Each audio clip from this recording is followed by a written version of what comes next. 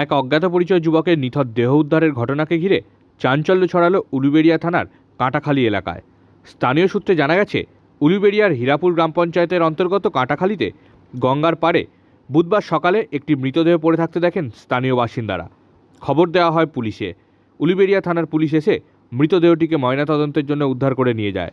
মৃতদেহটির নাম ও পরিচয় এখনও জানা যায়নি।